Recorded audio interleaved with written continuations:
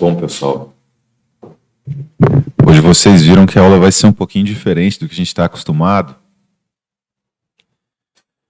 Eu coloquei um artigo lá para a gente poder analisar.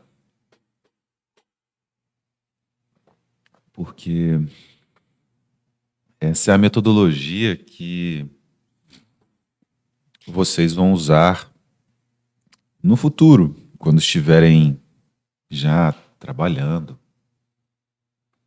Meio que todas essas disciplinas que vocês aprenderam e ainda vão aprender durante a graduação, tem que ser capazes de permitir que vocês encontrem esse tipo de conteúdo e analisem criticamente esse conteúdo apresentado. Então, no dia a dia, quando a gente está trabalhando, várias vezes a gente se depara com essas informações, a necessidade de encontrar essas informações, né? Talvez seja o caso de algum paciente específico que passa por algum problema, por algum medicamento. E aí você vai na literatura científica encontrar o caso mais especificamente. E tem também o fato de que o conhecimento não está só nos livros, né? É como se os livros já tivessem o conhecimento que está lá de pelo menos 20 anos. São conhecimentos de fato consolidados. Mas esses trabalhos, os artigos científicos, eles irão compor os livros lá na frente. Mas para que você consiga alcançar esse conhecimento que está aqui sendo gerado de forma bem próxima, é preciso ter esse interesse aí de encontrar os artigos, os trabalhos, né? E vocês vão ver que não é um bicho de 7 cabeças, sabe? É possível estudar dessa forma também.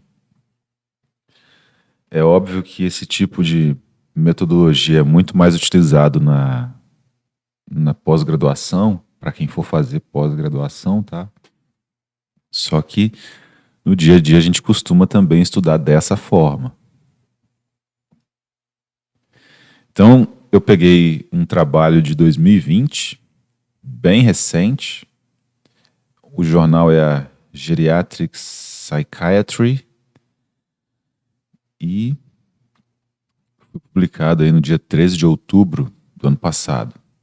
Então, essa aqui é a questão. Se a gente for ver um livro falando a respeito desse tema, ele terá um conhecimento que já foi consolidado nos últimos 20 anos, 10 anos. E quando você passa a estudar os artigos, você pode pegar um artigo, por exemplo, de 2021, que fez uma pesquisa relevante, uma pesquisa nova, tá? Benzodiazepínicos e antidepressivos. Os efeitos no declínio cognitivo e funcional na doença de Alzheimer e na demência com corpúsculos de Lewy.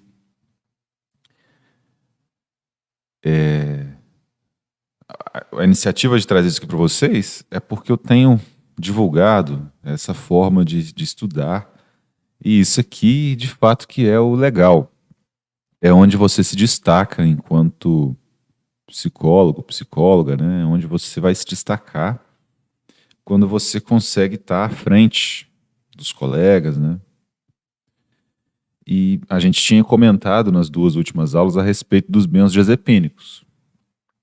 Uma colega de vocês até disse que o prescritor, na hora de apresentar o medicamento, disse que ia fazer bem. E aí eu resolvi pesquisar trabalhos atuais que trazem informações a respeito do uso desses medicamentos. Então, lá no começo, quando a gente viu a neurotransmissão, eu mostrei para vocês que esse é um processo bem complexo, que a gente até mesmo não domina completamente. Então, o cérebro tem alguns trilhões de sinapses, 6 neurotransmissores conhecidos, e ele se comporta, na verdade, como uma sopa química, né? Esses medicamentos interferem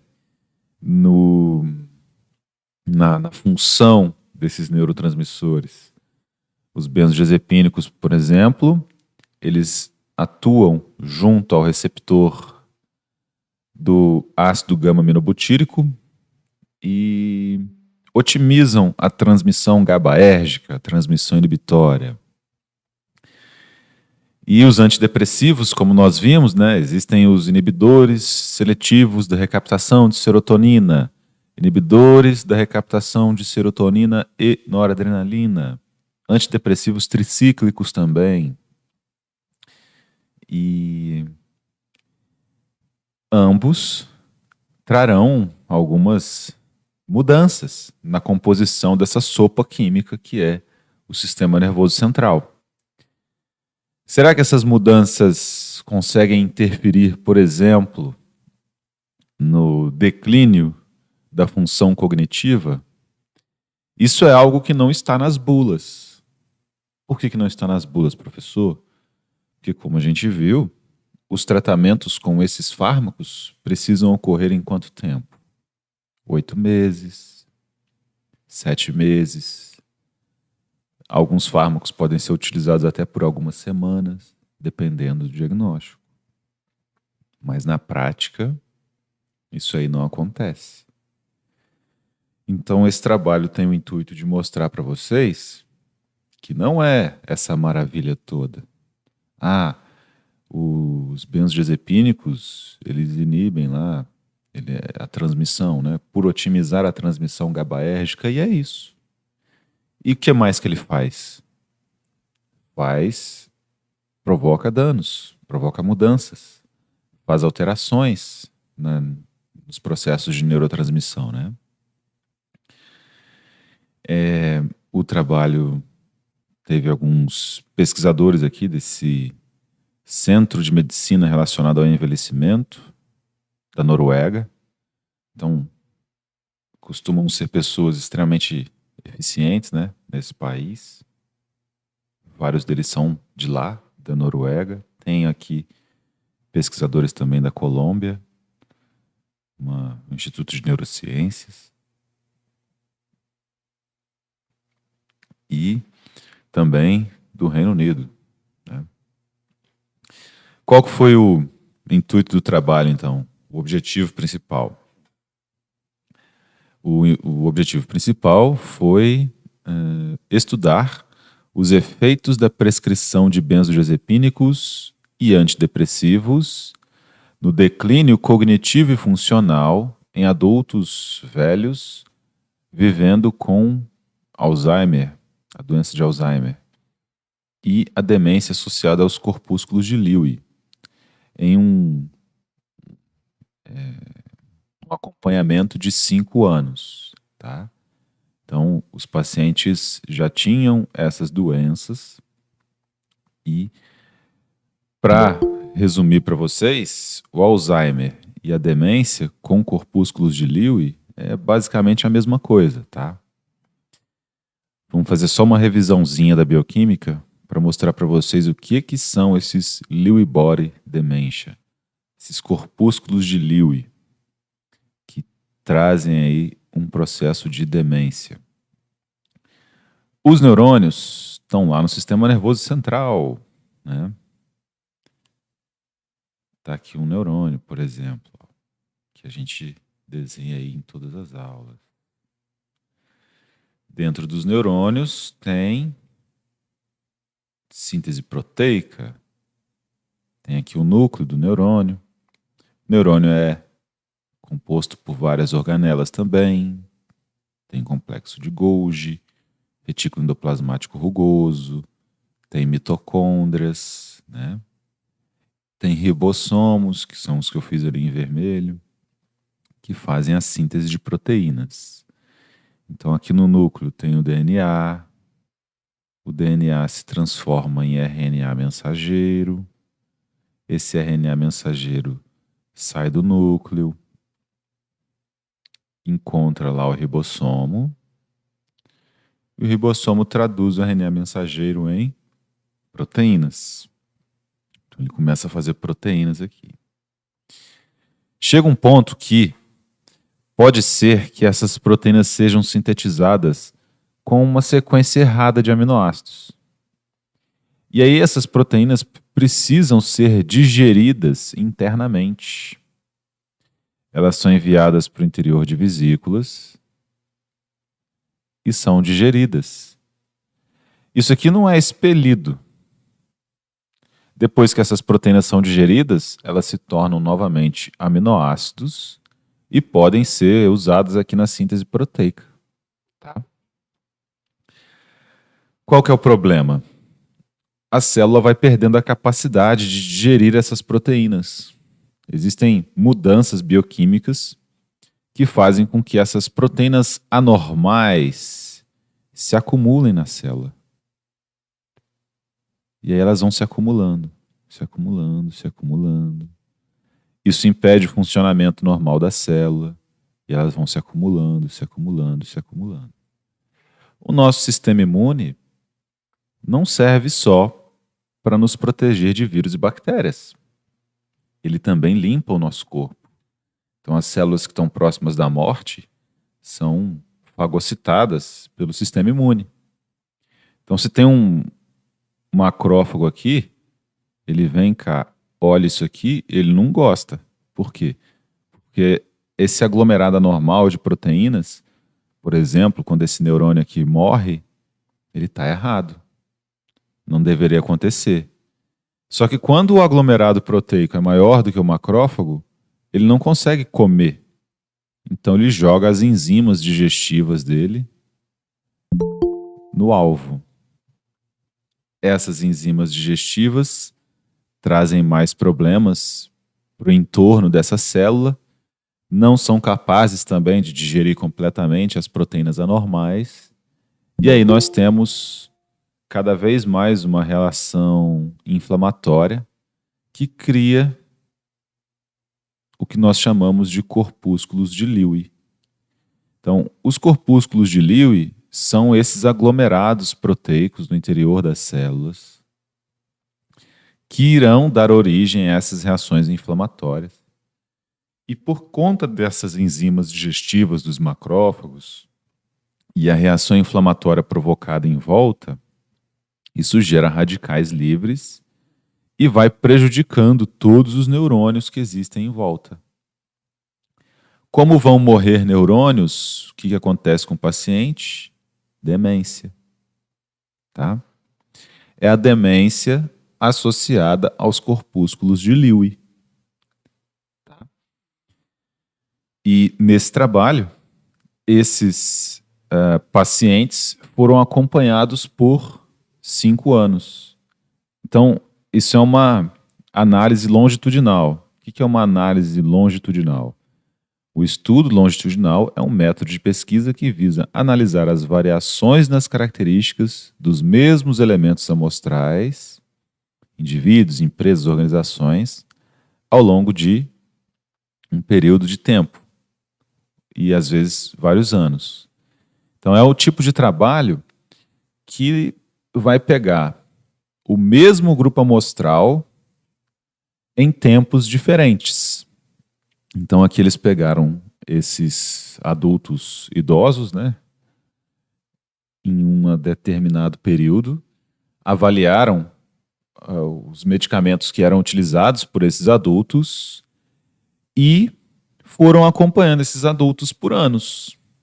Ah, professor, eles já planejavam acompanhar esses adultos por 5 anos? Geralmente não. Geralmente esse acompanhamento ocorre até que haja mudanças nas características que você quer observar que sejam estatisticamente relevantes. Então esse estudo poderia ter durado, por exemplo, 10 anos, né? Até que se percebessem as modificações existentes ali relacionadas a esses medicamentos. E também é um estudo de coorte. O que é um coorte? O estudo de coorte é um tipo de estudo em que o investigador limita-se a observar e analisar a relação existente entre a presença de fatores de risco ou características e o desenvolvimento de enfermidades. Então, o estudo de coorte ele tem esse intuito de verificar a presença de fatores de risco. Então, foi um estudo longitudinal, porque pegou o mesmo grupo amostral em diferentes etapas, em tempos diferentes, para verificar a presença de fatores de risco. Um estudo de coorte nessa população. Eles incluíram 196 pacientes diagnosticados recentemente com Alzheimer, tinham 111, e a demência associada aos corpúsculos de Lewy, 85. Vejam que é um grupo amostral menor da demência, LBD, e um grupo maior com doença de Alzheimer, seguidos anualmente por 5 anos. 3 grupos de prescrição foram definidos. Então, eles quiseram ver quais medicamentos eram empregados nesses indivíduos e se haveria fatores de risco para o desenvolvimento das doenças associadas, do Alzheimer ou da demência. Então, eles pegaram essas pessoas e havia alguns deles que utilizavam apenas benzodiazepínicos. Alguns outros componentes aí dessa amostra de 196 pacientes utilizavam apenas antidepressivos. E havia outros que utilizavam uma combinação de benzodiazepínicos e de antidepressivos. E aí, o que vocês acham? O que vocês acham que vai acontecer, né? Será que a utilização aí dos benzodiazepínicos sozinhos, antidepressivos sozinhos, ou os pacientes que usam os 2 medicamentos, será que isso tende a piorar o quadro de Alzheimer? Tende a piorar o quadro de demência? Ou não afeta em nada os pacientes?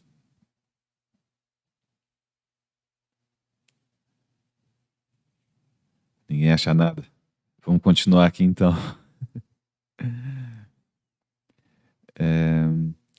Eles mediram então o declínio funcional dos pacientes por um teste, né? Rapid Disability Rating Scale. Uma escala que verifica o declínio rápido aí das suas funções e por um teste de cognição, Mini Mental State Examination. A examinação do estado mini mental, ou mental, mas talvez seja um teste rápido, né? Por isso que veio com esse mini. E aqui no resumo ele já coloca os resultados. A prescrição da combinação de benzodiazepínicos e antidepressivos nos pacientes com demência foi associada com um declínio funcional mais rápido. Então, os benzodiazepínicos foram capazes de provocar um declínio funcional mais rápido nesses pacientes. Tá? Na doença de Alzheimer, a prescrição dos benzodiazepínicos e benzodiazepínicos associados aos antidepressivos, então, no grupo que tomou só benzodiazepínicos e no grupo que tomava os 2, benzodiazepínicos e antidepressivos, foi associado com uma grande deterioração, uma maior deterioração funcional. Então, também nos pacientes que foram diagnosticados com Alzheimer, o uso só de benzodiazepínicos ou de benzodiazepínicos associados aos antidepressivos promoveu aí uma maior deterioração funcional. Os antidepressivos sozinhos não demonstraram associações positivas ou negativas significantes com os resultados encontrados no trabalho. Qual a conclusão? benzodiazepínicos, especialmente a combinação entre benzodiazepínicos e antidepressivos, estão associados com o declínio funcional na doença de Alzheimer e na demência associada aos corpúsculos de Lewy e deveriam ser usados de forma cuidadosa. Professor, Pois não? professor, Oi? você está me ouvindo, Jane? Sim? No caso, quando uma pessoa é assim, igual um indivíduo, ele é mais novo, ali com seus 30 e pouco, 40 anos, que usa, né? Fez uso do benzodiazepínico, vamos colocar aí que ela usava diazepam na época, quando ela era mais jovem. Ela usou por muito tempo, era muito nervosa e tal, usou por um tempo na época da juventude dela. Parou de tomar, porque por conta dela mesmo, parou de tomar. E agora está mais idosa. Esse tempo que ela usou lá na juventude pode interferir agora na velhice? Temos que buscar algum artigo que tenha feito essa análise. Ah, tá certo. Não dá para te dizer nem que sim, nem que não, Uhum. porque precisa ser pesquisado, né? Então, esse estudo aí, por exemplo, de coorte longitudinal, talvez tenham feito para Uhum. pacientes, para indivíduos que passaram por isso.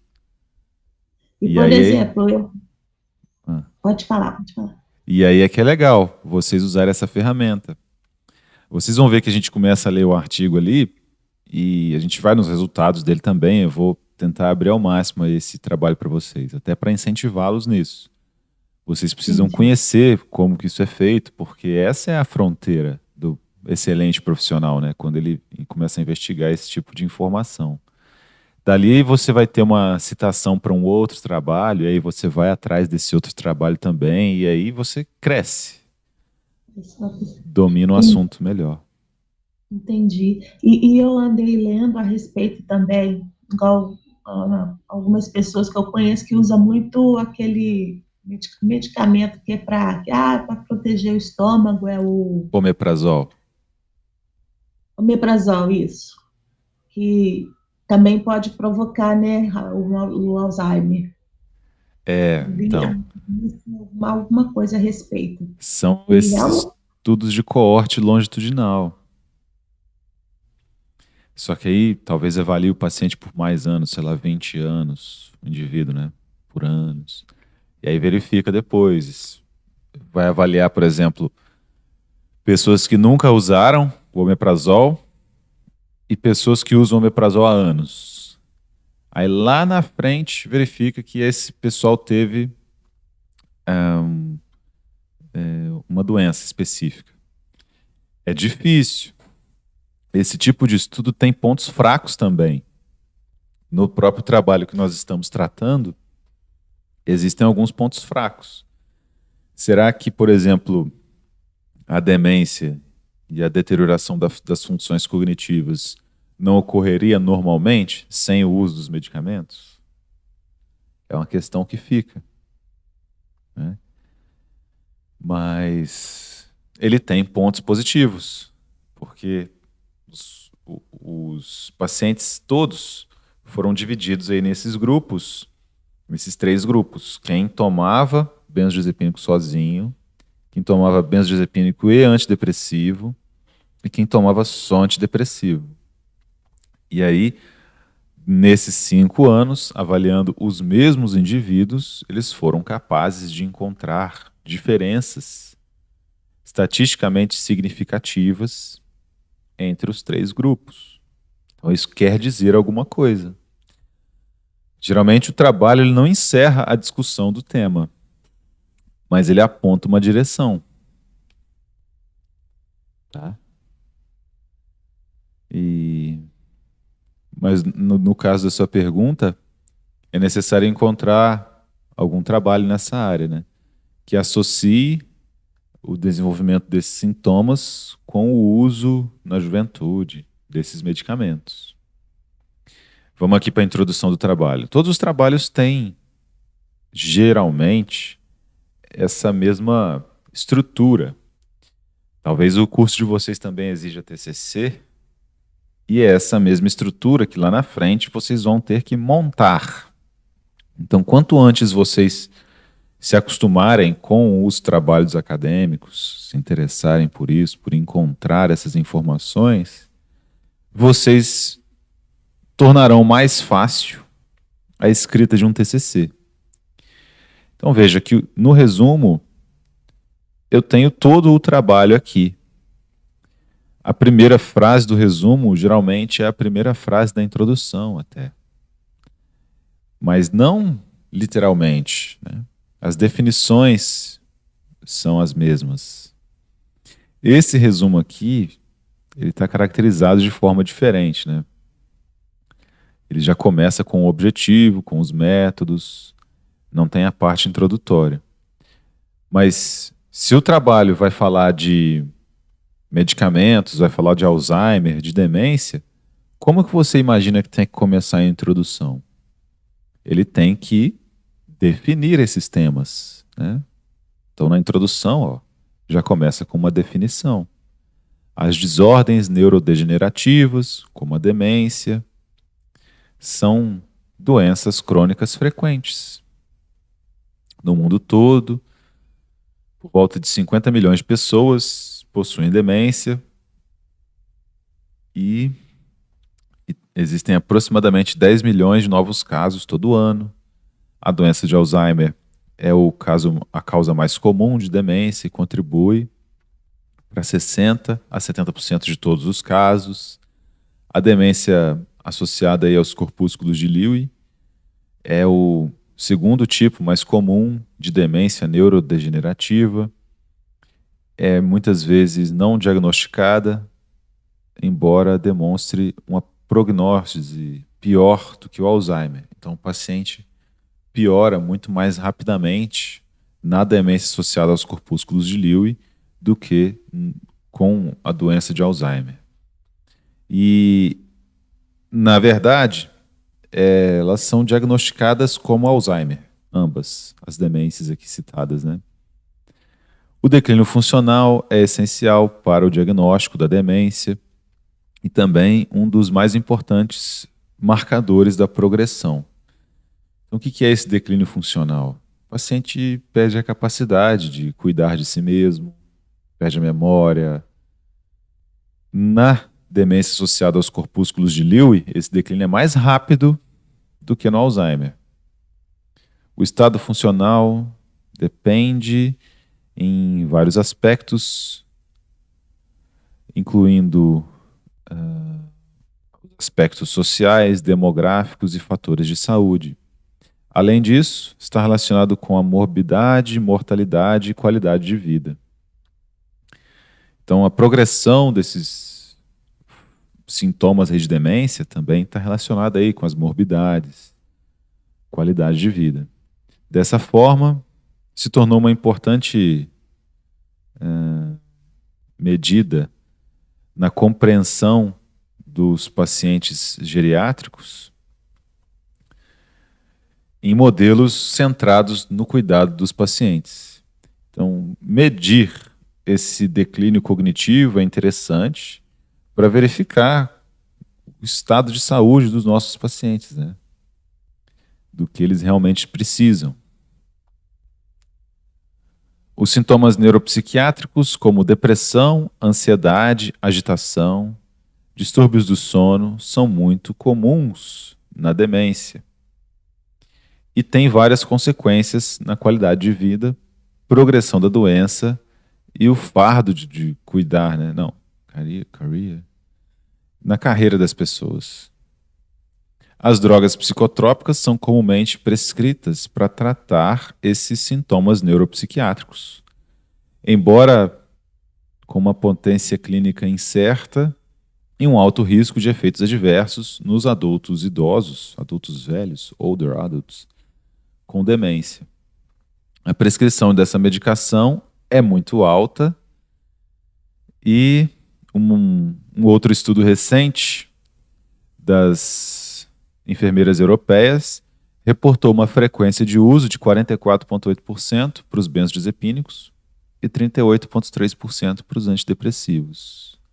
Então, nesse grupo de doentes, a utilização de benzodiazepínicos e antidepressivos é bem alta. E, por muitas vezes, nós podemos encontrar indivíduos que usam ambos. Por isso que foram os grupos definidos no trabalho, tá? Porque muitos desses doentes usam esses medicamentos. Nos adultos mais velhos, a prescrição de benzodiazepínicos está associada com efeitos adversos, como confusão, desmaio, quedas, fraturas, hospitalizações, delírio e aumento da mortalidade. Dessa forma, esses medicamentos, então os benzodiazepínicos, deveriam ser manuseados e evitados preferivelmente, particularmente nos indivíduos com altas comorbidades, fragilidades e demência. Então, esses medicamentos deveriam ser evitados nesses pacientes, né? As evidências a respeito dos benefícios dos antidepressivos na mudança do estado emocional nas pessoas com demência está misturada e os dados estão difíceis de interpretar por causa das amostras serem muito pequenas. Então, o que não permite estudar de fato os efeitos desses medicamentos nos pacientes com demência associada aos corpúsculos de Lewy? O número da amostra é pequeno. São poucas pessoas diagnosticadas de fato com essa manifestação da demência, né? E é isso que é difícil de estudar.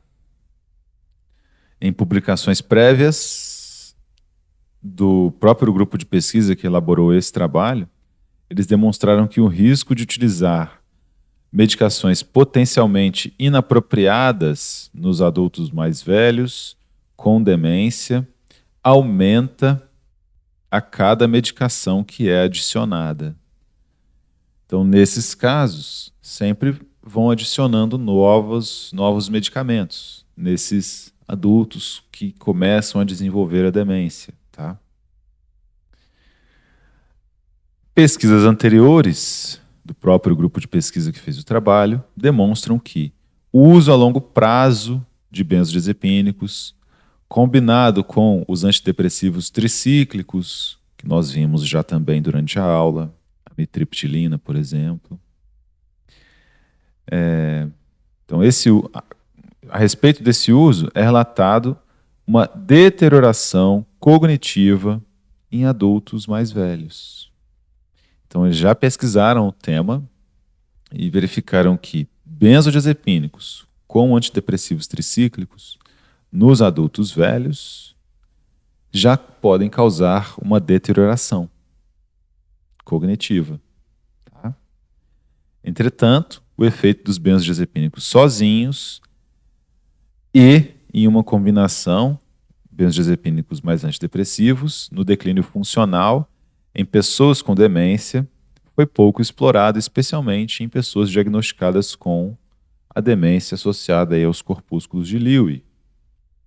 Eles quiseram ver qual é a progressão da doença quando os pacientes que têm essa demência associada aos corpúsculos de Lewy ou os pacientes que têm demência por conta da doença de Alzheimer, como é a progressão dessa doença quando eles fazem uso desses fármacos.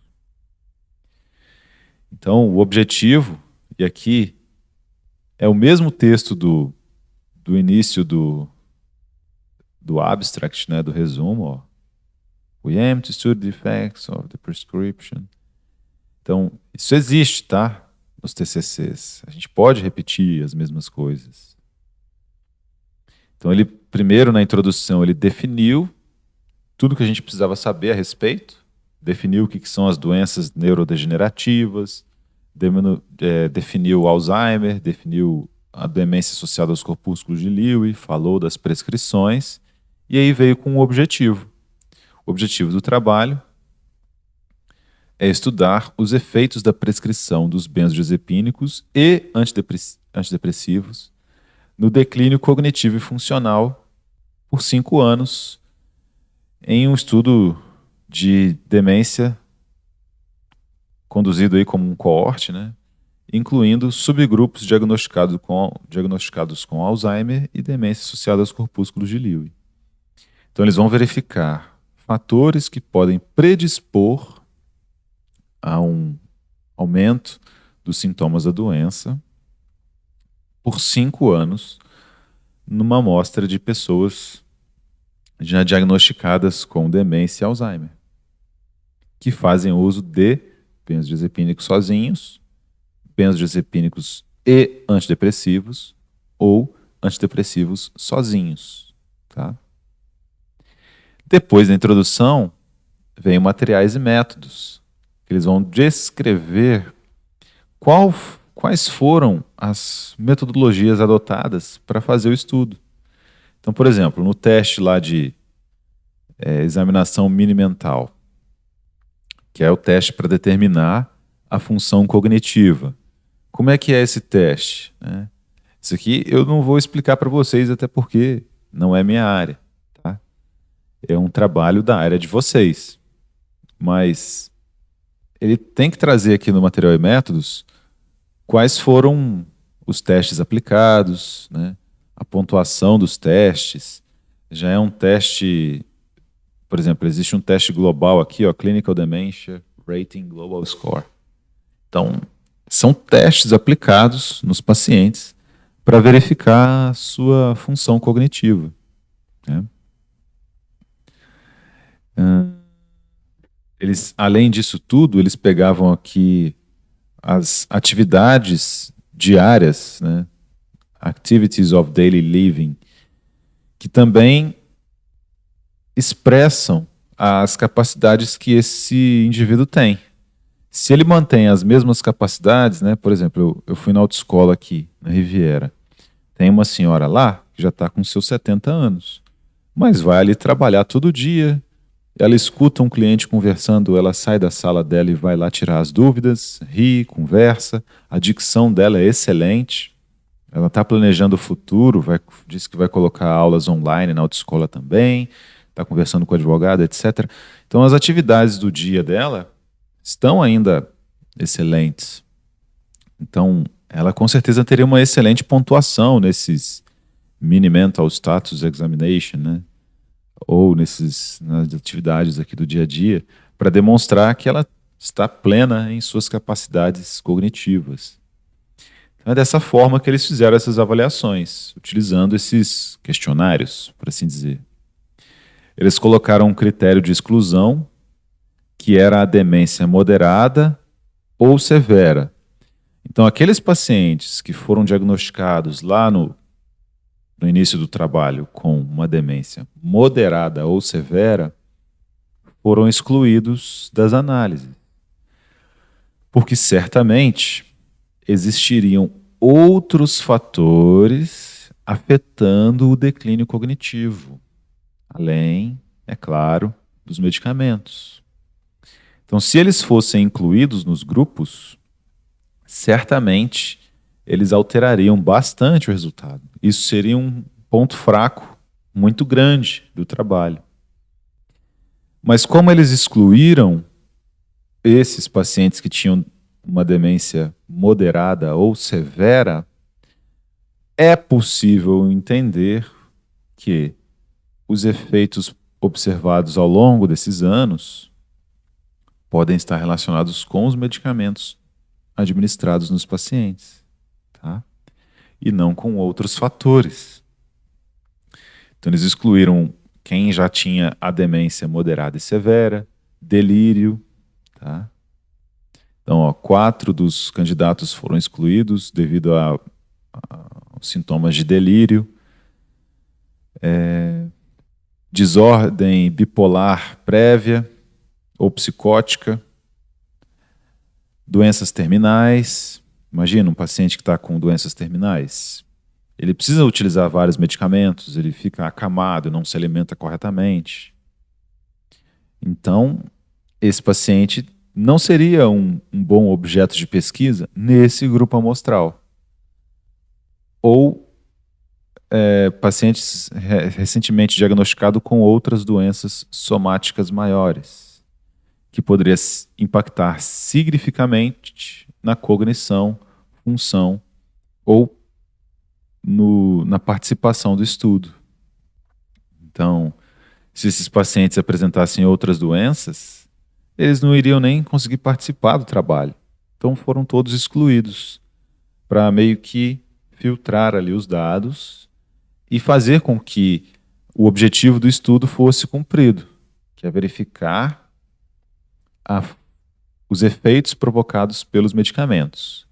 É óbvio que outros efeitos também estão atuando nesses pacientes, né?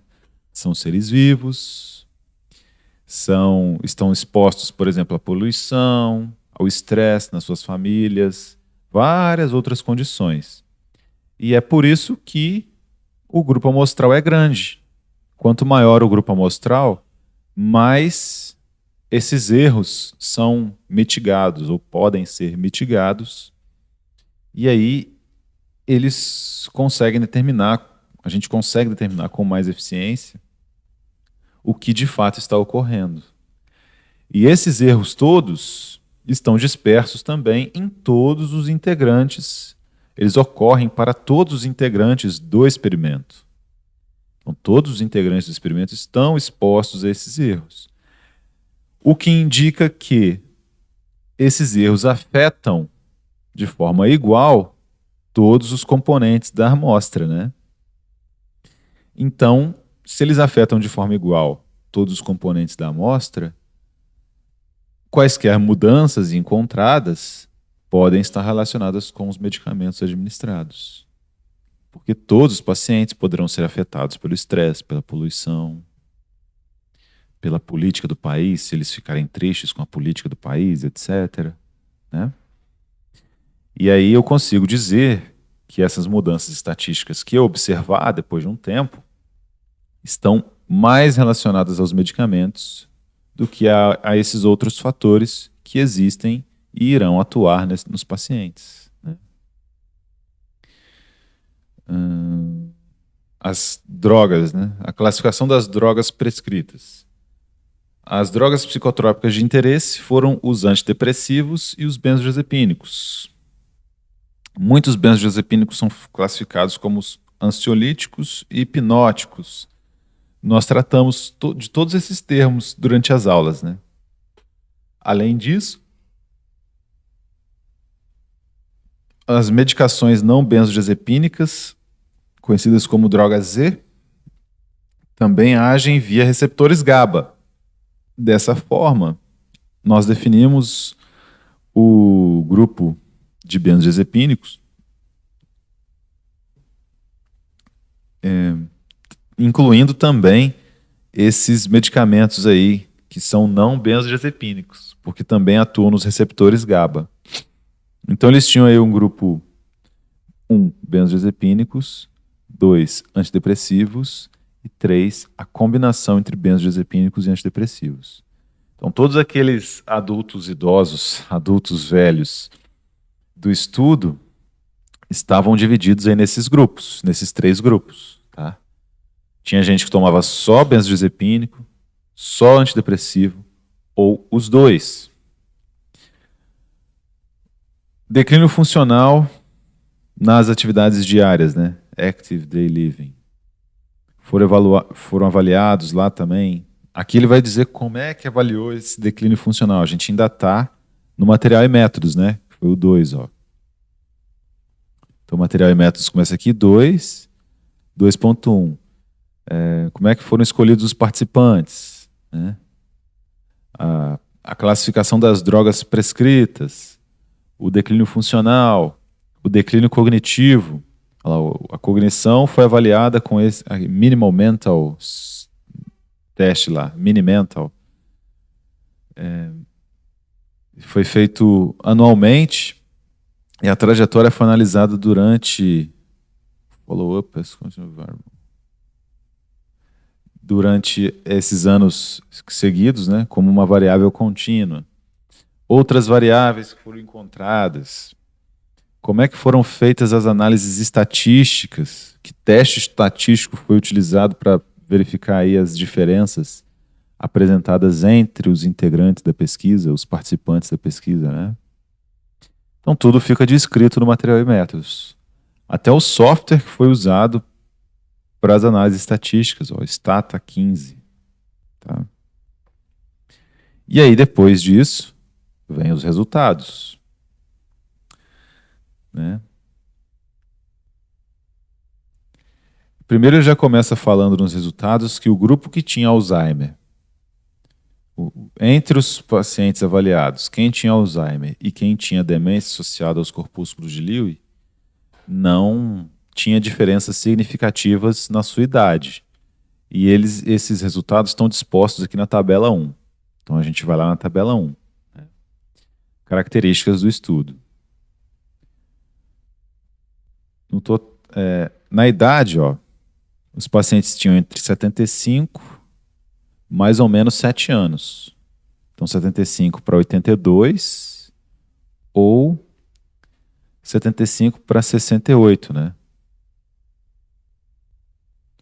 De 68 a 82 anos, com uma média de 75 anos. Então não era uma variação muito grande.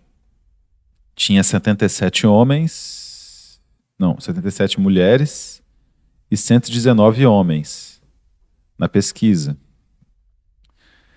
Quem não tomava nada, 107. Quem tomava benzodiazepínicos, 13. Quem tomava antidepressivos, 48. E quem tomava os dois, 19. Tá? Então esses foram, de fato, os indivíduos estudados. 107 não tomavam nada, 13 tomavam benzodiazepínicos, 48 os antidepressivos, e a combinação dos dois, 19 pacientes. Então esses são, foi assim que foi feito, né, o trabalho. Declínio funcional, ele vem comentando. E aqui eu queria mostrar para vocês mais especificamente o declínio cognitivo, pelo Mini-Mental Test lá. Em todos os grupos de pacientes, durante o estudo, foi feito então esse teste anualmente, né? Depois de ajustar os agentes aí, os componentes do teste, houve associações significativas entre a prescrição, entre os grupos que receberam, né, os medicamentos e a cognição. Então, houve associação de fato nos pacientes que receberam os medicamentos, né, essas mudanças estatísticas. Nessa figura 1, a gente vê a curva de prescrição dos 3 grupos durante os 5 anos. Né? Então veja que aqui, benzodiazepínicos é essa linha de cá. Os antidepressivos é essa linha aqui de cima. E a combinação entre benzodiazepínicos e antidepressivos é essa linha aqui, Então, o que ele quer mostrar aqui para nós, nessa figura, eu acredito que seja o fato de que os pacientes aumentam o número de medicamentos utilizados, né? Curva de prescrição dos 3 grupos durante os 5 anos. Esses eram os pacientes que tinham Alzheimer e os pacientes com demência associada aos corpúsculos de Lewy. Então, a combinação entre benzodiazepínicos e antidepressivos sempre aumenta com o tempo, não diminui. Quando os antidepressivos são utilizados sozinhos, ela pode diminuir. Quando os benzodiazepínicos são utilizados sozinhos, eles também diminuem. E isso é o ideal, né? Retirar os fármacos. A cura não vem por meio dos fármacos. Ela vem por meio das mudanças epigenéticas lá dentro dos neurônios do paciente, que são desencadeadas pela psicologia e não pela farmacologia. Tá? E aí vem a discussão dos resultados. Né? Primeiro se apresentam os resultados, que eu não vou detalhar com vocês minimamente. Eu não tenho nem capacidade de fazer isso, por não ser um artigo da minha área. Mas a gente pode vir aqui para discussão e comentar algumas coisas. Ó. Nesse estudo, nós encontramos que a prescrição dos benzodiazepínicos em combinação aos antidepressivos estava associada com um aumento do declínio funcional, um declínio funcional mais rápido em pacientes com Alzheimer e a demência associada aos corpúsculos de Lewy durante esse acompanhamento de 5 anos. Então, quem utilizava ambos tinha esse declínio cognitivo acelerado. É lógico que aqui nós estamos falando de pacientes que já tinham sido diagnosticados previamente com demência ou Alzheimer. Mas como será que fica esse tipo de efeito numa pessoa que não tem demência ou Alzheimer? A gente já viu nas bulas que esses medicamentos, os benzodiazepínicos, eles podem afetar a aprendizagem. Se eles afetam a aprendizagem, certamente eles também podem promover esse declínio funcional no sistema nervoso central.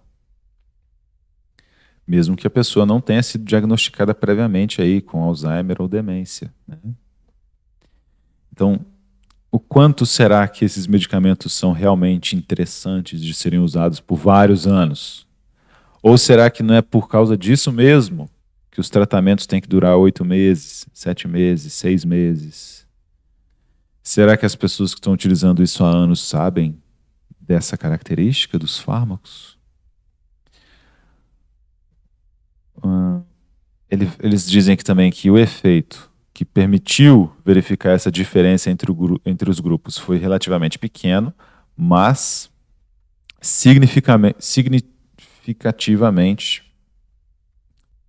estatisticamente significativo. Pouco foi reportado a respeito desse prognóstico funcional em pessoas diagnosticadas com demência, especialmente com aquelas diagnosticadas com demência associada aos corpúsculos de Lewy. Então ele coloca aqui, ressalta como um ponto positivo desse trabalho, que existem poucas informações a respeito do desenvolvimento dessa doença, do aumento do declínio cognitivo, funcional, em pacientes que têm a demência associada aos corpúsculos de Lewy. Que geralmente essa demência se manifesta tão rápido que não tem nem pacientes capazes de serem utilizados nas pesquisas. Tá? Em geral, comparado com os jovens adultos, os adultos mais velhos estão mais sensíveis aos benzodiazepínicos, incluindo um maior risco para confusão e desorientação.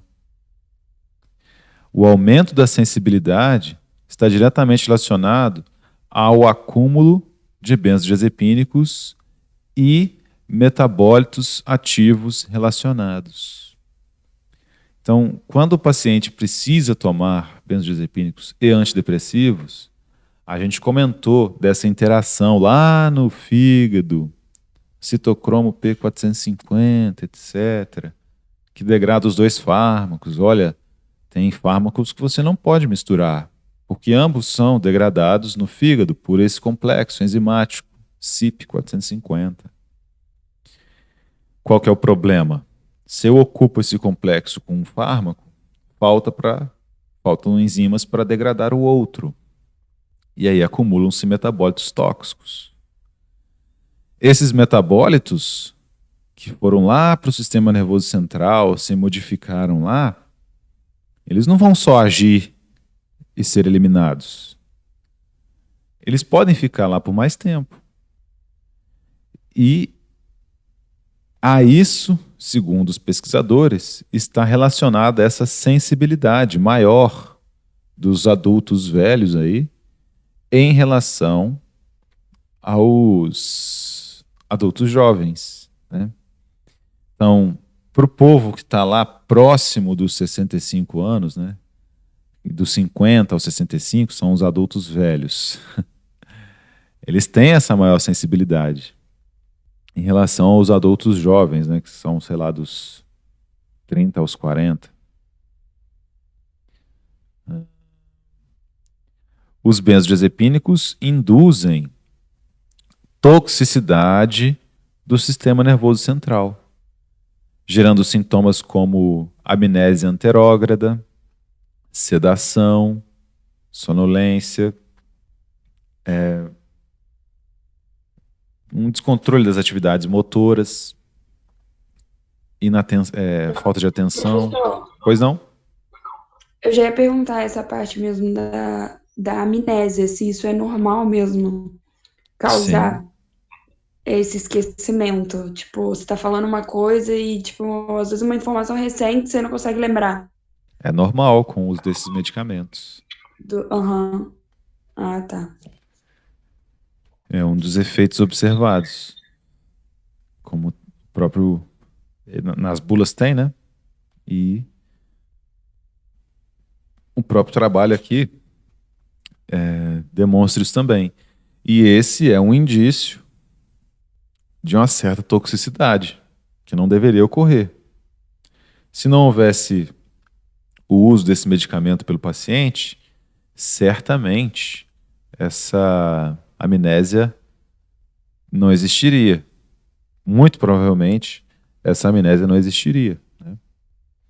Esses efeitos são particularmente maiores naqueles vivendo com a demência, em que já ocorre um processo de neurodegeneração que predispõe às mudanças cognitivas e funcionais e outras manifestações como problemas de balanço, delírio e quedas. Então, eles pegaram esses pacientes que já tinham sido diagnosticados para verificar esse aumento, né, na rapidez aí dos sintomas cognitivos. Mas os pesquisadores aqui ressaltam que nesses pacientes em que já há um processo de neurodegeneração, essa toxicidade é mais prejudicial, tá? E certamente ocorrem problemas relacionados a essa toxicidade também nas pessoas que não foram diagnosticadas. Então é por isso que esses tratamentos não podem durar muito tempo. Além de todos aqueles fatos que nós já comentamos durante a aula, né? Porque parece que o tratamento tem que ser limitado a esse tempo aí para não causar vício. Beleza. O vício é a menor das preocupações. E a toxicidade no sistema nervoso central. Será que não é ela que assusta? Se o seu médico te dissesse isso, você iria querer tomar o fármaco com toda a, dizer assim, com realmente, né, assegurando ali que aquele fármaco estava te fazendo bem? Ou você procuraria outras formas de cuidar da sua doença? Eu faço questão de passar para vocês, nessa disciplina, a minha visão a respeito desses fármacos. Eu não tomaria nada disso. Eu já tive bem mal quando eu fui para pós-graduação. Foi difícil pra caramba, mas eu nunca tomei nada por causa desses efeitos. Existem interações farmacodinâmicas entre benzodiazepínicos e antidepressivos que podem aumentar o risco desses efeitos adversos, tá? Professor, Pois não? uma vez eu sempre tive problema de insônia, né? Aí eu falei com uma neurologista, Aí eu falei assim, não, pode passar o remédio que a senhora quiser, tipo, eu não tenho medo de remédio. Aí ela virou pra mim e falou assim, você deveria ter, porque eu tenho 68 anos e eu não tomaria nenhum desses. Aí, Ela ó. falou, eu morro de medo. Nossa, Aí eu fiquei assustada. que bom.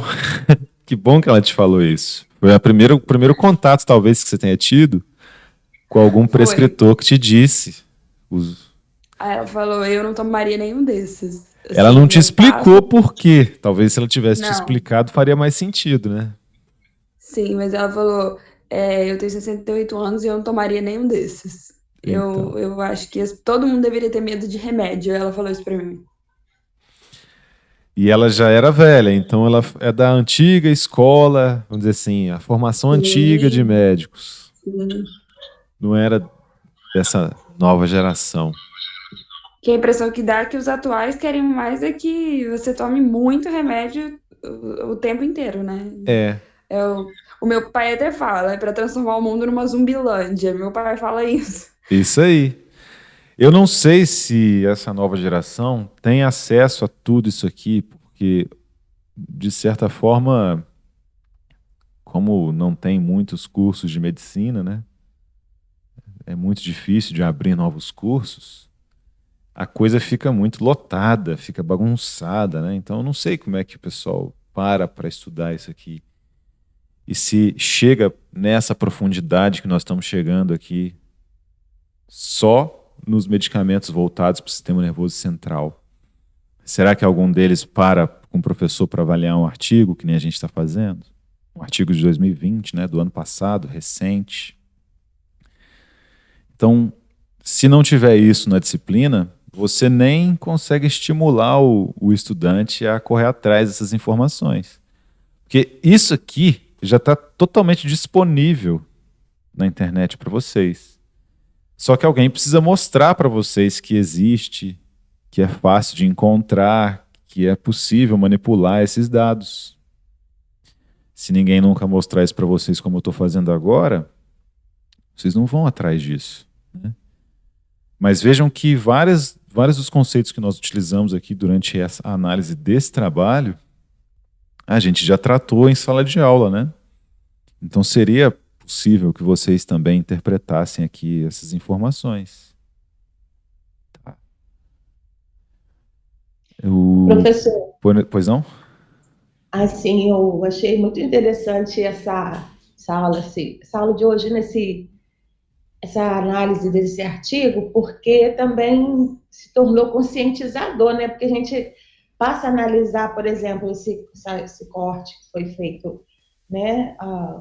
O benzodiazepínico, o antidepressivo, os dois juntos, né? Até nós, vamos colocar aqui, a gente como aluno, né? Eu faço uso, né? Devido aos alguns problemas de saúde que eu tenho. Então, a gente passa a refletir mais a respeito do uso que a gente faz também, e até quando retornar ao médico, assim, para mim está sendo muito conscientizadora essa aula, muito É. mesmo. Graças a Obrigado. Deus. Esse que era o intuito. Porque daqui a pouco vocês vão ser capazes de retirar esses medicamentos dos pacientes. Vocês encontrarão aí futuramente, né? E vocês têm que conhecer o efeito desses fármacos nas pessoas. Efeitos que nem estão na bula. Mas eles estão na bula, mas não estão especificamente. Então, quando define o tratamento lá com 8 meses, é para evitar esses problemas aqui que estão descritos. Você veja que esses pacientes foram acompanhados por 5 anos. Teve gente que parou de tomar o benzodiazepínico? Teve. Mas teve uma galera que continuou nesse tempo todo. Aqui ele coloca como exemplo, ó, que os antidepressivos como a fluoxetina ou a paroxetina, que nós também já vimos durante a aula, são os inibidores da captação de serotonina e inibidores da recaptação de serotonina e noradrenalina. Reduzem o metabolismo de alguns benzodiazepínicos. Então, se eu utilizo fluoxetina com algum outro antidepressivo benzodiazepínico, eu estou aumentando as chances de que haja um acúmulo de metabólitos tóxicos desses medicamentos no sistema nervoso central. E muita gente usa fluoxetina com benzodiazepínico. Na última aula, a gente viu até um tratamento que utiliza os dois. Começa o escitalopram com lorazepam. E depois de 5 meses, o lorazepam sai de cena. Ficamos só com escitalopram. O benzodiazepínico é incluído no tratamento para controlar a ansiedade. E aí, conforme o escitalopram também ganha suas características ansiolíticas, o paciente se acostuma com fármaco, etc., controlam-se os primeiros surtos de ansiedade com o benzodiazepínico, né? O lorazepam vai vagarosamente sendo retirado e o paciente fica só com o inibidor seletivo da recaptação de serotonina, que é muito mais seguro. Nesse trabalho aqui, a gente vê que os antidepressivos sozinhos, já dando um spoiler, né, não apresentaram essa função de aumento na velocidade de declínio cognitivo. Então, naquela aula passada, foi até um timing muito bom, porque foi quando uma de vocês me trouxe a prescrição de uma sogra, né, que tinha exatamente os 2 medicamentos, oxalato de escitalopram e eu acho que algum outro benzodiazepínico também. E isso é que demonstra... Foi isso mesmo. Foi isso mesmo? Foi. Isso é que demonstra aquela curva com o tratamento ideal. Então, tem que retirar o benzodiazepínico. Pode ficar. No trabalho que nós estamos avaliando hoje, quando se mantiveram os 2, o benzodiazepínico e o antidepressivo, a rapidez de declínio cognitivo foi maior.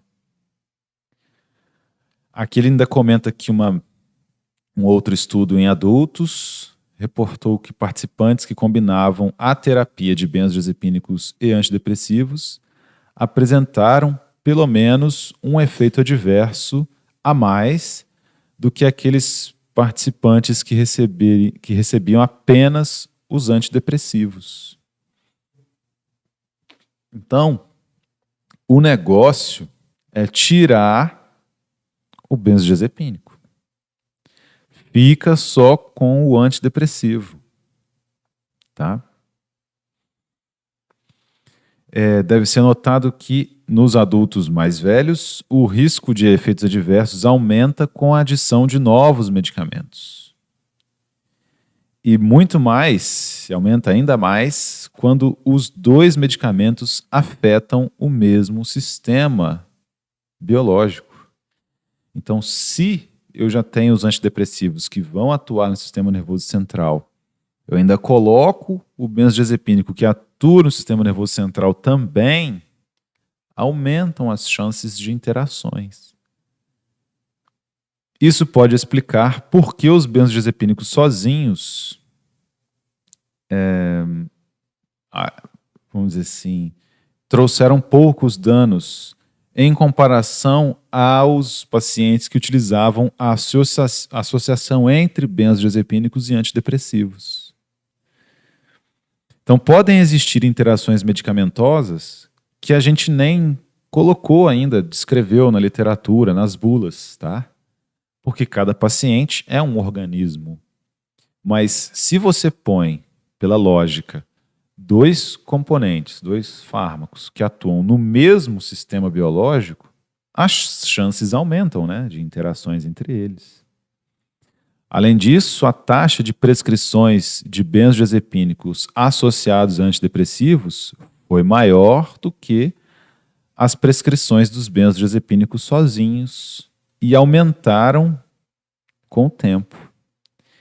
Então, o que todo mundo está fazendo? Prescrevendo benzodiazepínico com antidepressivo. Se a gente parar na UBS, se um de vocês quiser fazer um TCC a respeito disso, vamos entrevistar as prescrições realizadas no sistema público de Barra Mansa, em que há uma associação entre benzodiazepínico e antidepressivo. Aí vai submete ao trabalho ao comitê de ética, né? Vai ver os prontuários, etc, etc. Vocês verão que a maioria das prescrições é assim. São as receitas, prescrições médicas que eu recebo na farmácia para dispensar esses medicamentos. Tem uma hora aqui que ele fala que os antidepressivos tricíclicos são grandes prejudiciais. A amitriptilina é um desses. Vocês precisam ver quantas caixas de amitriptilina a gente tem no nosso estoque. Geralmente, assim, ficam 80, 90 caixas de cada laboratório genérico. Então, de uns 3 laboratórios genéricos, mais umas 30 caixas do Amitril, que é o referência. E aquilo fica lá. Acaba a semana, ou passam aí uns 10 dias, você tem que repor o seu estoque. De tanta amitriptilina que sai. É muita amitriptilina sendo vendida. Porque está sendo muito prescrita. Porque os pacientes não estão sendo cuidados de forma adequada. Porque o negócio é criar a zumbilândia. Né? Prescrever e prescrever. Dessa forma, nós especulamos que os efeitos observados nesse estudo, no declínio funcional, se devem a uma soma entre os efeitos adversos dos benzodiazepínicos e a interação e os efeitos observados pela interação dos benzodiazepínicos e dos antidepressivos. E a neurodegeneração. Então não se esqueça que esses pacientes tinham sido diagnosticados com a demência associada aos corpúsculos de Lewy e o Alzheimer. Então, além dos efeitos adversos, dos efeitos tóxicos, né, relacionados aos benzodiazepínicos, além da interação entre benzodiazepínicos e antidepressivos, havia também a neurodegeneração, para piorar ainda mais o quadro. O efeito dos benzodiazepínicos sozinho foi encontrado apenas no grupo que tinha Alzheimer, indicando que os pacientes que possuem Alzheimer podem estar mais suscetíveis aos efeitos adversos dos benzodiazepínicos do que o grupo que continha demência associada aos corpúsculos de Lewy. Então, no grupo que tinha Alzheimer, entre os 3 grupos avaliados, quem usava só benzodiazepínico, quem usava só antidepressivo, ou quem usava os 2, o pessoal que foi diagnosticado com Alzheimer, usar apenas o benzodiazepínico já era ruim. No pessoal que tinha demência associada aos corpúsculos de Lewy, usar apenas o benzodiazepínico não teve efeito. Mas a demência associada aos corpúsculos de Lewy, o grupo amostral era menor, 77 não, era menor do que o grupo que tinha Alzheimer. E é uma doença que progride drasticamente. Então, dá para perceber que no grupo que tinha Alzheimer, né, que a doença progride mais lentamente, em comparação aí à demência associada aos corpúsculos de Lewy, os benzodiazepínicos apresentaram efeitos estatisticamente significativos no aumento do declínio cognitivo. Então, será que é bom mesmo usar esses benzodiazepínicos por muito tempo?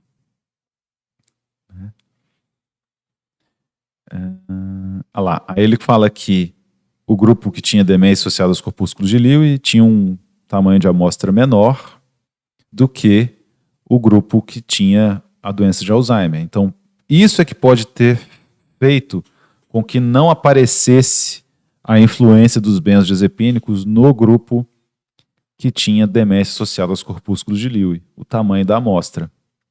Estudos prévios dos benzodiazepínicos mais antidepressivos, quanto ao uso, né, associado dos 2, encontraram uma maior probabilidade de uso combinado quando uma dessas drogas já foi prescrita. Aí é que essa parte é interessante. Aqui a gente tem as referências 20, 45, 46.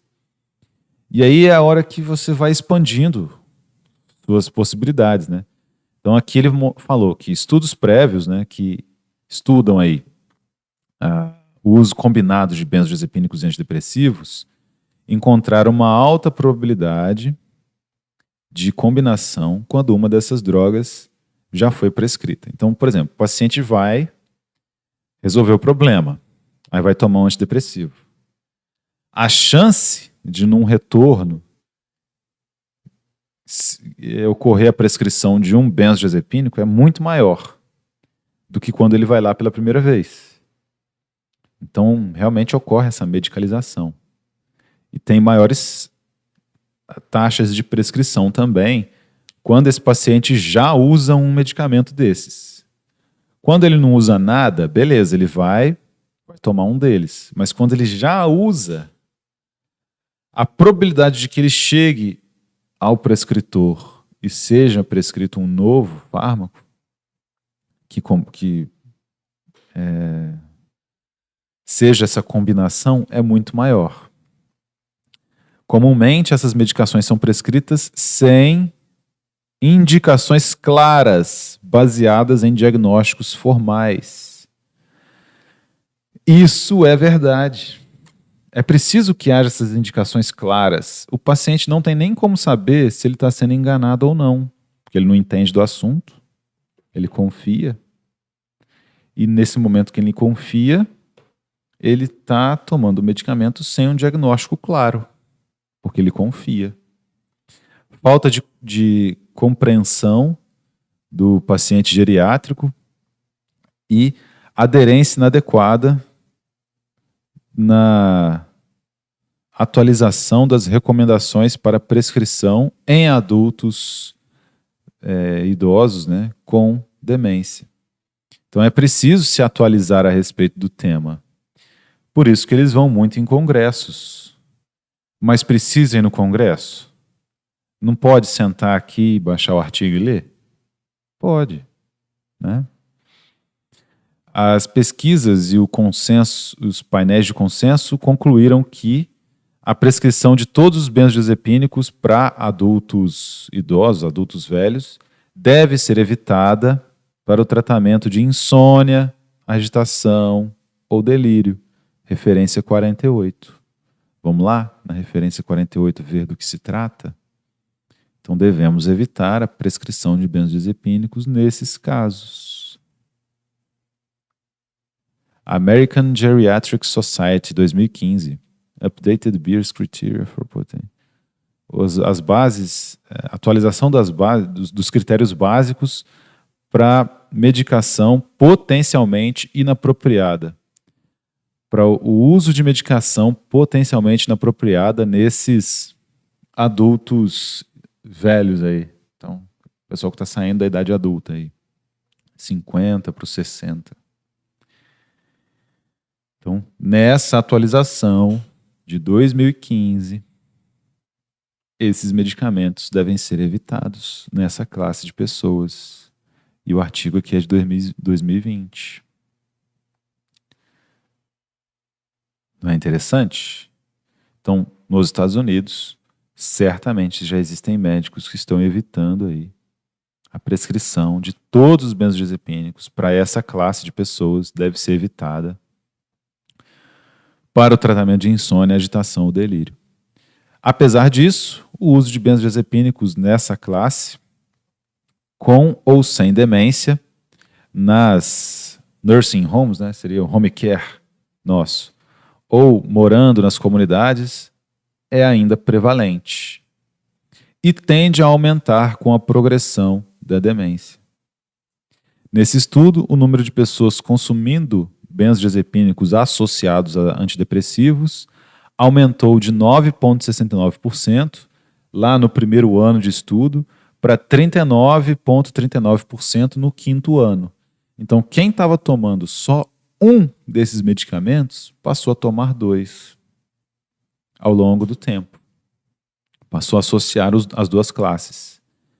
Estudos prévios reportaram que a prescrição de benzodiazepínico é um possível fator de risco para a demência, assim como as associações entre benzodiazepínicos e o grande declínio cognitivo. Então, esses artigos aqui, 26, 49, 50, talvez responda aquela pergunta que você me fez. Estudos prévios demonstram, então, que a prescrição de benzodiazepínicos é um possível fator de risco para a demência. Mas aí a gente tem que ver, é onde a gente vai nos artigos e verifica quais foram as condições de estudo, qual foi a população estudada, quantos anos tinha, se foi longitudinal também, se foi transversal. Isso pode estar relacionado com aquele teste que ele fez para a definição da capacidade cognitiva, Mini-Mental, alguma coisa, que eu esqueci o nome.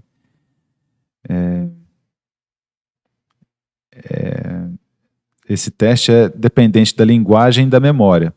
E dessa forma, menos sensibilidade às mudanças primárias, especialmente nos pacientes que tinham a demência associada aos corpúsculos de Lewy. Então, haviam informações prévias a respeito do fato dos benzodiazepínicos aumentarem aí esse declínio cognitivo. Só que no trabalho, eles não observaram isso nos pacientes que tinham a demência associada aos corpúsculos de Lewy. Não observaram essas mudanças. Por quê? Porque eles usaram um tipo de teste que eles dizem ser incapaz de perceber as mudanças iniciais. Ele é menos sensitivo para essas mudanças iniciais dos aspectos cognitivos. Por isso que eles não encontraram esse efeito deletério dos benzodiazepínicos nos pacientes com demência associada aos corpúsculos de Lewy, segundo os pesquisadores. Então aqui, nessa parte da discussão, ele já coloca também os pontos negativos, né, e por que não foram observados certos efeitos já descritos na literatura. Alguns dos antidepressivos, como os antidepressivos tricíclicos, que nós vimos também, têm muitos efeitos adversos devido à sua ação inespecífica em diversos receptores. Então eles não são seletivos, por isso que eles não são a primeira alternativa no tratamento. Entretanto, essas medicações têm sido progressivamente realocadas por medicações com maior segurança, perfil de segurança, como os inibidores seletivos da recaptação de serotonina. Inibidores seletivos da recaptação de serotonina, que nós também já vimos, né? Foi a primeira classe que nós vimos. Nesse estudo, os antidepressivos sozinhos não demonstraram nenhum efeito negativo na cognição ou nas trajetórias da cognição ou funcionais. Então, quem usou os antidepressivos sozinhos não tiveram problemas de declínio cognitivo ou declínio da função diária. Esses resultados sugerem que o declínio da função, das funções diárias, né, em pacientes com demência pode ser exacerbado pelos efeitos negativos dos benzodiazepínicos e sua combinação com antidepressivos. Esses efeitos adversos são independentes da neurodegeneração e podem alterar as funções mentais e físicas, levando ao delírio, queda da pressão arterial, diminuição da pressão arterial, quedas, fraturas, dependência, hospitalizações. Entretanto, embora nós pensemos que essa é a explicação mais adequada, nós não podemos excluir a possibilidade da causalidade na direção oposta, que é, esses antidepressivos e benzodiazepínicos são prescritos devidos ao declínio funcional. Então, o trabalho muito bem feito, porque eles também colocaram as hipóteses contrárias ao que eles estabeleceram, né?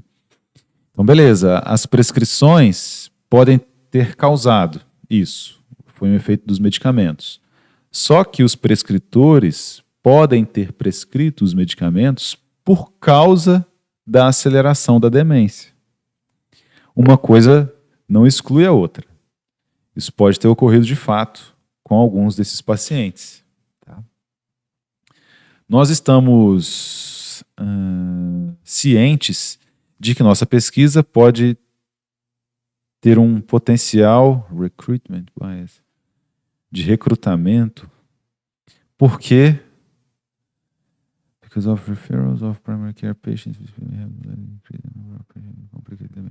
porque eles trataram com pacientes recém-diagnosticados que certamente seriam afetados pelos sintomas da demência, o que levou esses pacientes a apresentarem a demência.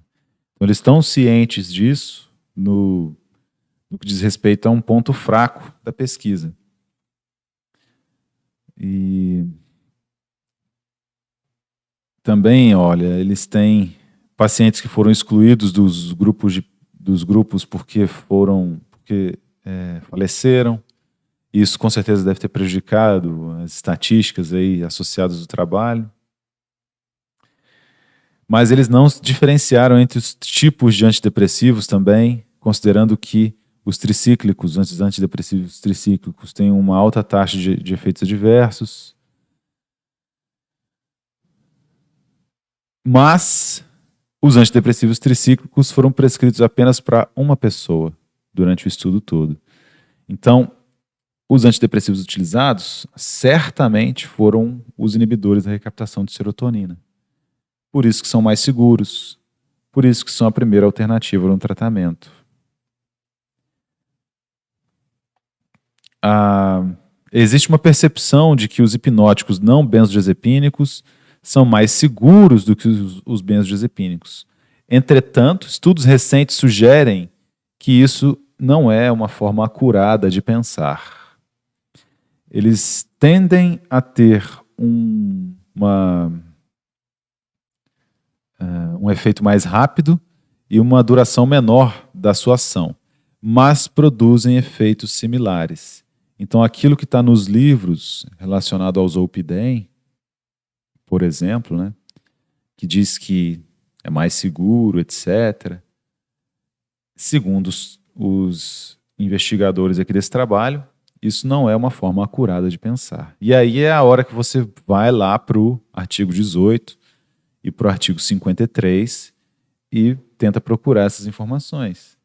Certamente alguém fez algum trabalho clínico com animais, por exemplo, ou com pessoas também, que utilizaram, né, esses medicamentos não benzodiazepínicos para indução do sono e verificaram esses efeitos adversos. Tá?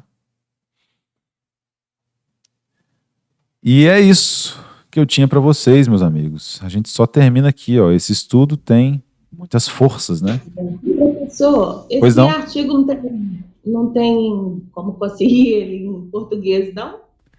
Eu acho que não tem, não. Só no inglês Então, mesmo. pedir socorro para nossa professora de inglês aí. Tem notícia. Depois eu posso dar uma olhada. Para Letícia vai ser quando- moleza. Porque essa linguagem técnica de artigo é mais fácil, mais simples do que a linguagem de livros, né? Porque os livros são muito complicados, mas o artigo ele tem que ser escrito no inglês básico mesmo, sabe? Uhum. Mais fácil de interpretar. Mas ainda assim é difícil. Tá amarrado. Você pode ir traduzindo parte por parte aqui. No Google Tradutor também funciona bem. Tem essa opção também. Se traduzir tudo, o tradutor manda tudo errado, mas parte por parte ele dá mais acertos. E os procedimentos do diagnóstico também que os autores indicam que foram utilizados para os pacientes foram muito rigorosos, com grande acurácia, só para terminar aqui, tá? E estudos futuros são necessários com amostras maiores para entender melhor os efeitos desses psicotrópicos na função e na cognição das pessoas com demência.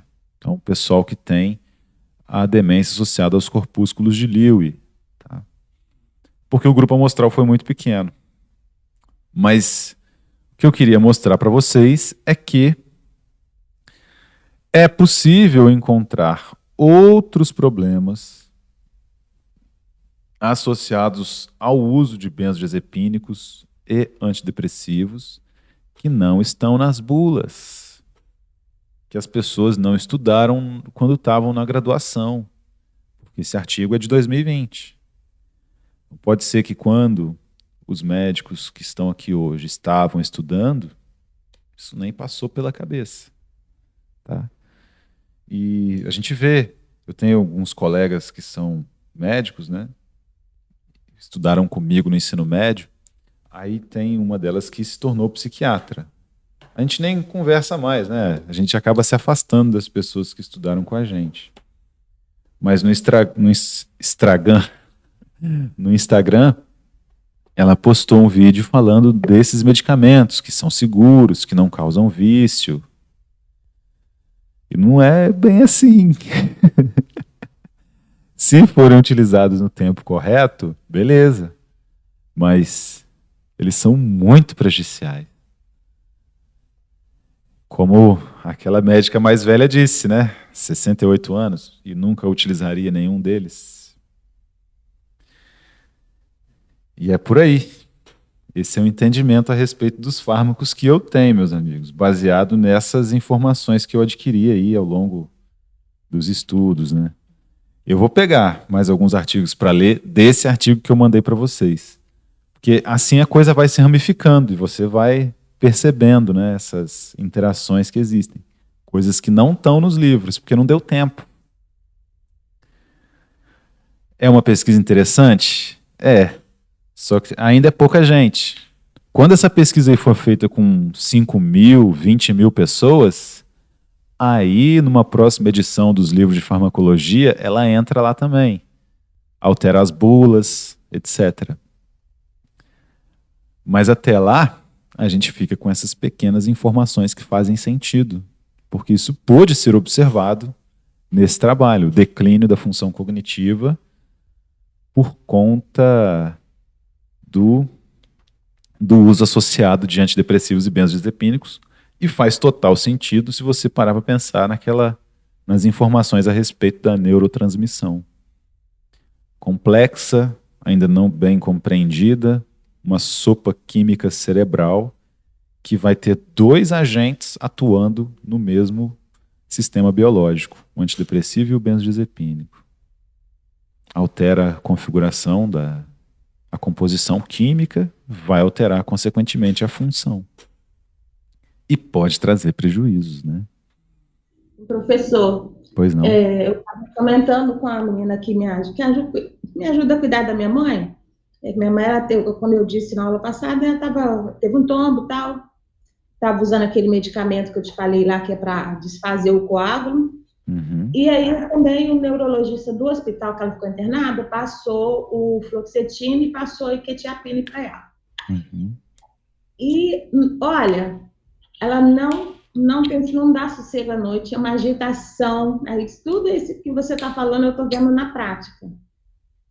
Eu falei com a menina, olha, dá a impressão que abre uma porta e fecha outra, porque em 2017 ela teve um princípio, o médico falou que ela estava com princípio de Alzheimer, só que de lá para cá, ela tomou pouco tempo os remédios, depois ela recusou, não quis tomar, disse que não está com essa doença, não sei o que, então eu não pude obrigar ela a tomar, porque cognitivamente ela está bem, estava bem, agora ela está piorando gradativamente. Uhum. Então, eu fiquei observando, quando ela toma esse remédio, é como se fechasse a porta do presente, do agora, e abrisse a porta do passado. Ela começa a lembrar um monte de coisa, falar coisa com coisa do passado, uns negócios assim que eu fico maluca, e ela não dorme à noite, sabe? Mesmo tomando esses medicamentos. É. Isso acontece também com meu avô, não dorme de noite, fica gritando lá. O danado do velho, ele começa a gritar, help! Ele, vamos dizer assim, ele tá com dificuldade de andar, então tem que ficar com fralda, né? Ele não grita socorro, ele grita help! Mas ele tá bem, cognitivamente falando. nunca tomou benzodiazepínicos, nem nada. E o geriatra lá de Resende passou para ele esses medicamentos aí, hemifumarato de quetiapina, né, etc. Só que é difícil, porque em casa de ferreiro, espeto de pau. Conversei. Ele teve quedas quando começou a tomar o medicamento, porque ele ainda estava andando melhor na época, então ele saía de noite para ir ao banheiro e caía. Então, exatamente isso que mostrou aí no trabalho, né, a respeito dessas quedas, eu também vi na prática acontecer. E assim, é difícil, porque é difícil você explicar para os familiares o que está acontecendo, os erros que estão sendo tomados ali. O meu avô, por exemplo, estava com a pressão baixa. E aí, mesmo assim, o geriatra prescreveu para ele 2 hipertensivos. E não precisava, porque o velho fica deitado o dia inteiro, sentado o dia inteiro. Então, precisa de só um medicamento que vai atuar nos batimentos cardíacos ali para prevenir a hipertrofia do coração, mas pressão alta não tem. Só que parece que quando ele chega lá, como todo velho às vezes apresenta esse mesmo sintoma, já tem uma prescrição salva no computador, só troca o nome e manda ver. Sem É verdade. análise, sabe, da situação. Então, também ele tinha esses medicamentos para dormir e tal. Tem outra coisa também que deve ser levada em consideração, que é a lista de Beers-Fick. Beers e Fick, eles desenvolveram uma lista de medicamentos que devem ser evitados em idosos. É um excelente tema para TCC também, porque se você pegar as prescrições lá de um prontuário médico, né, a respeito da utilização desses medicamentos em idosos, ao comparar isso com a lista, você já encontra uma série de fármacos que deveria ser evitada em idosos sendo prescrita. Assim como no exemplo de hoje aí desse trabalho, né?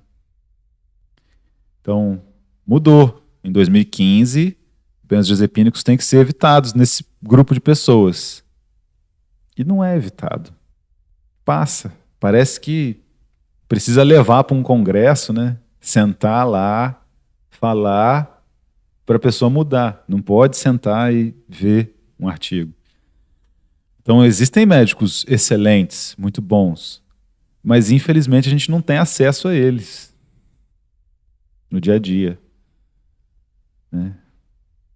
E eu coloquei até na nossa plataforma aí uma entrevista de um médico ao programa Pânico, que foi no dia da aula mesmo, se não me engano, da aula passada, que ela aconteceu.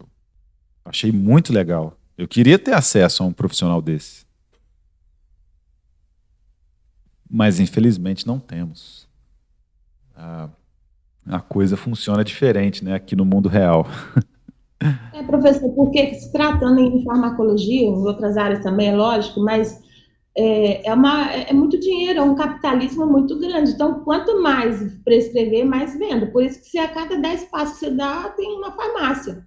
Ali na UB, antes de começar essa coisa aí de pandemia, eu vi uma farmácia nova no pé do morrinho, um pouco antes tem outra, e é muita farmácia. Então, Do pé do morro até o bem, meu assim farmácia. Isso mesmo. Então, é vantagem para os fabricantes, para os médicos, todos ganham, todos eles ganham com isso. Quem menos ganha é o paciente, vamos colocar assim. Mas uma hora, se o modelo não fosse centrado no médico, isso poderia mudar. Porque vejam, dentro do capitalismo tem esses problemas, mas também tem uma solução ali dentro, que é o seguinte: vamos dizer que a gente abre uma lanchonete, a gente vai cobrar muito caro e vai oferecer um produto muito ruim, um hambúrguer de 99 centavos, um pão velho, etc. Se nós formos a única lanchonete do lugar, todo mundo que quiser lanchar vai comer com a gente. Mas se tiver uma lanchonete melhor, tem espaço para ela crescer. Porque nessa relação comercial, os dois têm que ganhar. Tanto quem fornece o serviço, quanto quem presta o serviço. E quanto quem recebe o serviço, né? Quem recebe o serviço e quem fornece. É que no nosso caso, o nosso modelo de atenção de cuidado, ele é centralizado no médico desde 1960, mesmo depois do SUS, que literalmente lá, nas letras da lei, tem essa transdisciplinaridade na saúde, né? Mas fica só na lei, continua centralizado no médico. E ele é o único prestador desse serviço. Então, não muda por conta disso, porque não existe competição. Ele fica lá, o paciente não sabe que está sendo enganado, o paciente acha que está bem, o médico não diz para ele que todos esses efeitos adversos relacionados ao medicamento, então ele continua tomando. E não tem competição, porque a competição é um fator que determina a melhoria para os dois, para quem recebe o serviço e para quem presta o serviço. Se a gente abrimos uma lanchonete, temos a pior lanchonete de Barra Mansa, mas somos a única. Quando abre outra melhor, o que a gente tem que fazer? Competir. Aí competindo a gente melhora. Mas como o número de faculdades de medicina é limitado, não pode abrir, tem toda uma burocracia, temos poucos cursos, temos poucas pessoas formando, temos pouca competição lá na frente. Se eles não competem entre si, o serviço vai ficar ruim para sempre. Não é verdade? Faz sentido? O que vocês acham? É verdade. E assim, essa interdisciplinaridade aí, um exemplo que eu tive no hospital, por exemplo, eu trabalhei no Neovida, não sei nem se existe ainda o Neovida, era no INJA na época. E uma médica, ela prescreveu uma ampola de aminofilina para um bebê. Nossa. Então, assim, eu na época era auxiliar de enfermagem, eu fazia faculdade de enfermagem na época. Ela prescreveu uma ampola de aminofilina para um bebê. Aí eu olhei a prescrição para preparar a medicação e tudo. Até para chegar neles, a gente tem que chegar com cuidado, porque por eles se acharem, né, que são um monopólio da profissão, que eles são... A interseção entre o céu e a terra. Ainda arruma uma briga, tem uns que falam que não, que é aquilo mesmo, e se a gente for na onda, a gente mata a criança e depois recai sobre a gente. E eu fui com jogo de cintura, eu só mostrei para ela, falei, doutora, dá uma olhadinha nessa prescrição, vê se é isso mesmo. Né? Então, imagine se eu no óleo não tivesse essa atenção assim, e aplicasse isso tudo na criança, eu ia matar a criança, eu já estaria atrás das grades. Ela, nossa Deus, eu prescrevi errado. Ela teve a humildade de entender que prescreveu errado, mas já teve outras situações que aconteceu várias vezes da mesma forma, com outros médicos, que eles bateram boca comigo, e aí eu bati boca também, e não vou fazer, então o senhor assina aí que vai fazer, porque eu não vou fazer esse medicamento. Eu não quero levar no peso, nas minhas costas, o assassinato de um paciente que o senhor prescreveu esse medicamento. Então, eles não aceitam. Muitos deles não aceitam, mesmo mostrando ali que aquilo ali não está compatível, né? Sim. Eu, se tivesse trabalhado no hospital e passasse por isso, eu ia ficar só na minha, recolhendo esses dados, recolhendo esses dados, justificando, e denunciaria para o Ministério Público, alguma coisa assim. Porque se for para o Conselho Federal de Medicina também, não adianta nada. Porque chega um ponto em que fica tóxico o ambiente de trabalho, né? Se você não pode exercer as suas competências porque tem alguém que manda, temos que ser todos iguais, né? Nesse sentido. Temos que ter a capacidade de dialogar entre a gente. Mas fica alguém mandando, se sentindo superior, aí não dá. O ambiente fica muito ruim. Então, tem que ter algum controle. Mas é assim mesmo, essa é a vida. Não tem jeito. E é onde eu quero estimular vocês a pesquisar dessa forma esses conhecimentos. Então, sempre que vocês tiverem um problema relacionado a isso, a qualquer medicamento, bular da Anvisa, ali tem as informações mais recentes. Quero extrapolar a coisa agora. Vamos ver. Vou pegar, por exemplo, o caso desse paciente aqui que toma esses medicamentos. Vamos procurar lá no Google acadêmico qual o efeito desse medicamento em pacientes que estão em tal idade. O que está sendo dito a respeito desse fenômeno agora, ontem, ano passado? Aí encontra o trabalho. E aí vai indo, vai pesquisando. Só numa das referências que a gente achou nesse trabalho aí, falando das que foram atualizados, né, as prescrições para esses adultos velhos, deve ser o pessoal na faixa de 50, 60 anos, em que deve ser evitado o uso de benzodiazepínicos, dados de 2015. Se você for nesse documento, certamente você terá vários medicamentos lá listados que devem ser evitados nessa população. E aí você vai trazer para o seu paciente uma informação privilegiada que nem os prescritores têm. Nem os prescritores dos Estados Unidos, segundo os pesquisadores desse trabalho que a gente viu hoje, adotam aquilo que foi mantido em 2015 para evitar o uso desses medicamentos, quanto mais os do Brasil. Mas aí você vai poder falar, olha, não use, porque olha isso aqui. Deixa eu te explicar o que é isso. Deixa eu te explicar o que não está nas bulas. Deixa eu te explicar por que faz sentido tratar apenas por 8 meses. Você quer ter um declínio nas suas funções cognitivas? Você quer se predispor ao Alzheimer? Aí a coisa muda. Tá? Então, a única forma de você contrapor esse profissional tóxico que você vai encontrar lá na frente é com informação.